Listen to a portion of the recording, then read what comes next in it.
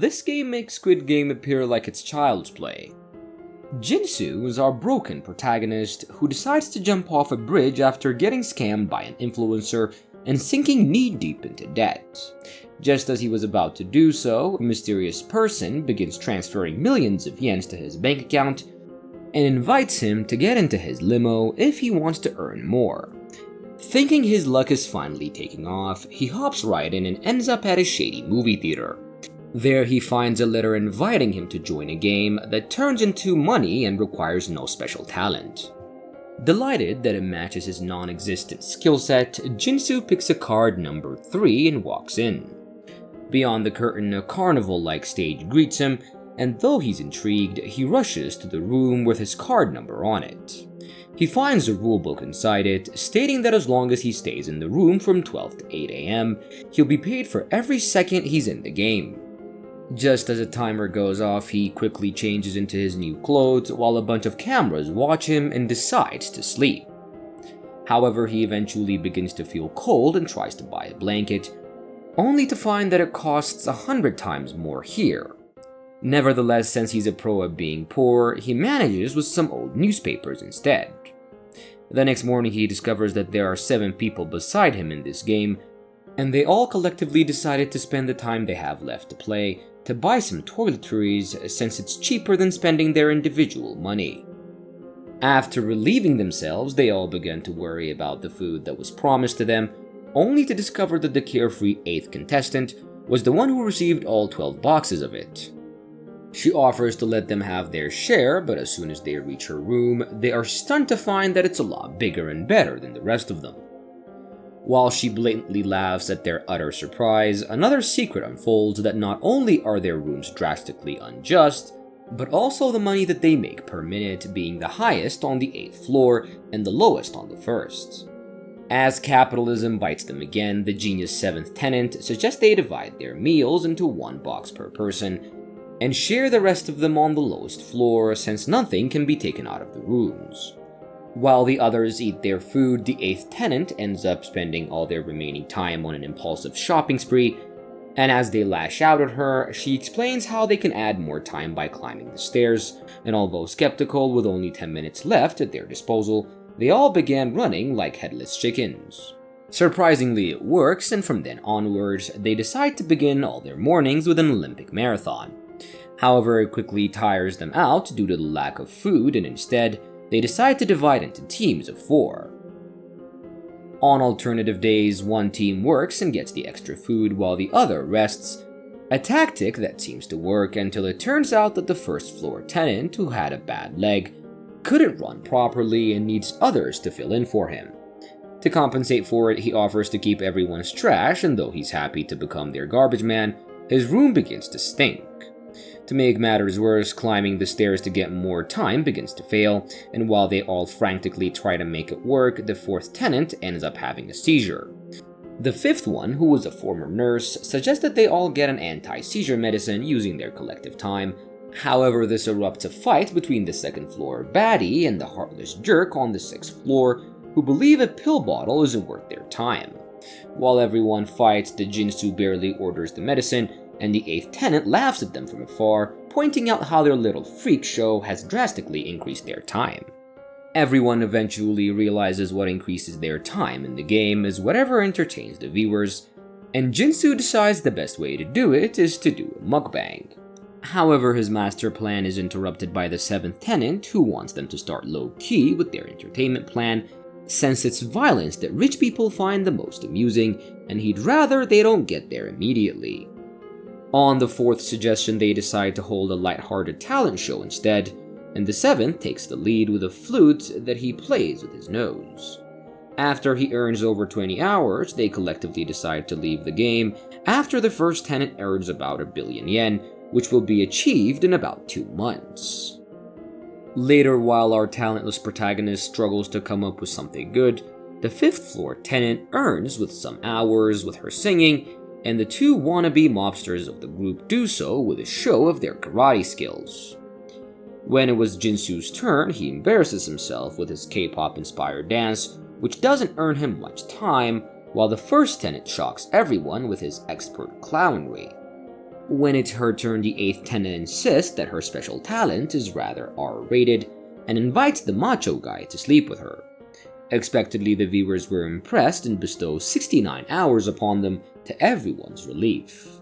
Suddenly, the first tenant states that he doesn't want to keep their trash since they aren't climbing stairs anymore and he's no longer a burden to them. To settle who'll be their garbage man from now on, they hold an election which gets rigged by both the 4th tenant, who wants it to be number 8, and the 6th tenant, who wants it to be Jinsu. Surprisingly, even the 7th tenant, who Jinsu considers his friend, quietly betrays him. However, things turn out in his favor and the 8th tenant gets elected. Although she doesn't feel too depressed about it at first, she shows them who's the boss here by refusing to send them their meals from then onwards. As thirst takes the better of everyone, Jinsu decides it's only fair for him to be the one to hold on to everyone's waist, since he fumbled pretty badly at the talent show. The 4th tenant volunteers to help him too, and the 7th decides to communicate this decision with the 8th. Surprisingly, she lets him in after hearing his heartfelt apology, but he was too appalled to see how fun she was having while everyone else suffered. Once the power dynamics have been set in stone, everyone begins sucking up to the 8th, while Jinsu alone deals with the trash. Considering herself the queen of their world, the 8th suggests that they play the king's game, and it starts innocently with hand-holding and kissing. However, it soon turns bloody and violent when she pits the baddie against the jock in a sparring match. The 2nd tenant initially had the upper hand due to better technique, but the 6th takes the lead and almost beats her to death. To prevent something like this from happening again, the 4th suggests using a taser on those who don't want to complete the dare, and since Jinsu's luck was down in the gutter, he becomes the first one to receive it after refusing to grope the 5th tenant. The shock turns out to be a lot stronger than anticipated and makes him lose consciousness and piss his pants. From then onwards, the lower 3 floors repeatedly become subject to tasing and bullying until they eventually realize with the help of the 7th that the game is rigged. The next day, they turn the tide and make sure that the 8th faces the same humiliation that they did when she loses against the 7th. However, just as he was about to tase her, the 6th kicks him away and tases him for the sake of the plot twist. After this, the 6th tenant manipulates the 7th to join their side and everything goes downhill for those on the lower floors. They break their personal intercom so they can't buy anything and put a lock on the common one. As his villain arc begins, the 7th tenant tells everyone that they will now have to earn at least 24 hours a day by entertaining the viewers in exchange for coins with which they'll buy food and water. The first game turns out to be plain old hide and seek, but to add a twist, all 4 competitors are handicapped in some way. Jinsu is lucky for once and wins this round, while the 1st and 2nd tenants receive a harsh beating. Being the winner, he gets to whack either one of the 3 losers while blindfolded, and ends up hurting the 1st tenant really badly. On the bright side, their daily goal is achieved and they get to eat, and this goes on for a few days until one day they fail to hit the 24-hour mark and are told to return to their rooms without food or drink. They stubbornly refuse to do so and are manipulated by the 6th tenant, who offers 10 coins to whoever leaves first. Being diabetic, the 5th tenant steps forward and returns to her room with her prize. Tired of being treated like crap, the lowest 3 decide to gather on the 1st floor using the chute and smack the brutes of the bad guys and the 6th tenant. The 7th stays quiet about it despite getting wind of it. However, on D-Day, the 6th easily overpowers them. As they plummet to the ground, he points his high-powered taser gun at them, which doesn't work since the 7th has taken out its battery. The 2nd uses her chance to defeat him, and those on the lower floors finally gain their long-awaited advantage. After the 1st tenant takes out all his pent-up anger on the 6th, they tie up the villains up in their room and forgive the 7th since he's helped them win. Their days of leisure begin as they party in the 8th room and collectively decide to end the game as soon as the clock runs out, and with only 8 hours left, they bid farewell to one another before sleeping, only to be shocked to find an extra 40 hours added to their time in the morning. Everyone panics when they fail to find the reason behind it. However, it becomes apparent when the hours multiply again the next day, only this time it happens because someone plucks out the 4th tenant's teeth. Upon searching further, it turns out that someone did the same to the 6th toenails the previous day. however no one knows who. As this stirs suspicion amongst the contestants, the second tenant locks everyone in their rooms, leaving only the fifth free so she can help her feed those who are tied up. Since she's very soft-hearted, she quickly becomes ridden with guilt.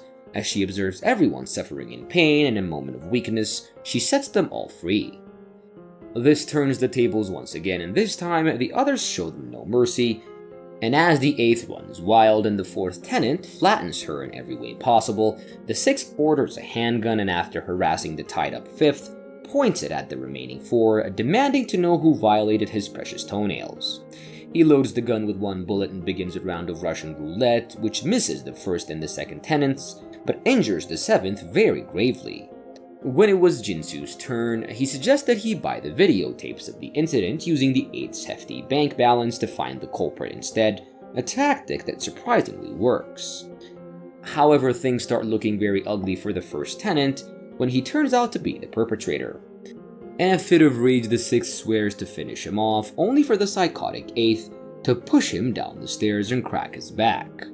This begins her reign as their new boss, and she kickstarts it by tying everyone up in their rooms and enjoying their suffering live on camera.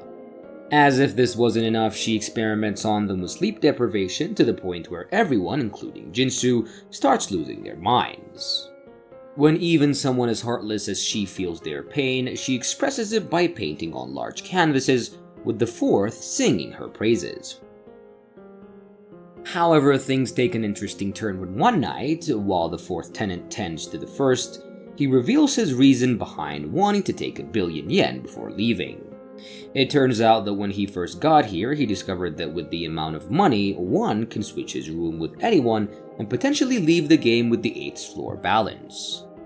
This intrigues everyone's greed, and the fourth devises a plan to set everyone free with the help of the fifth tenant, while the eighth would be busy playing golf in the afternoon. Although it works well at first, the plan fumbles after Jinsu is set free, as the eighth's newly brought dog brings her attention to them. Catching them red-handed, she points her loaded gun at them, however the fourth saves the day by hitting her with the golf club. With her down, everyone celebrates their release with tears, while the fifth gets her revenge on the sixth tenant by ridding him of his manhood. They mutually decide on who'll get which room, and the first tenant volunteers to be the first to try his luck, and with barely 1 billion yen in his account, he buys the room change service, only to be sold nothing but a piece of paper, listing the hefty, almost impossible amounts needed to actually change the rooms. Disappointed to have sold all their hard-earned money for a worthless manual, he picks up a gun to keep everyone else from leaving, and ties them all to their chairs. He puts on a circus before the viewers in hopes of increasing their hours, however an accident sets everything on fire and gravely injures him. As the frustrated lot begs for medical aid, the only response that they get is exponentially increasing time. Tired of this drama, Jinsu picks up the gun and begins to shoot all of the cameras around them in hopes that the game will end when the viewers can't see their entertainment anymore. Everyone else joins him as well, however the game only ends when the first tenant dies, finally setting everyone else free. Months later, despite being back in the real world with a bag full of money, Jinsu has a hard time coming to terms with the horror that he'd witnessed, and is only relieved when he holds a funeral for the first tenant, which almost everyone shows up to. They talk for hours and discover that the 8th blew all her money and ended up in jail, while the 7th turned their story into a screenplay and finally added a spark to his dying career. This brings us to the end of Jinsu's adventure. Leave a comment down below to let us know if you enjoyed the story, and make sure to like and subscribe, and I'll see you guys on the next video.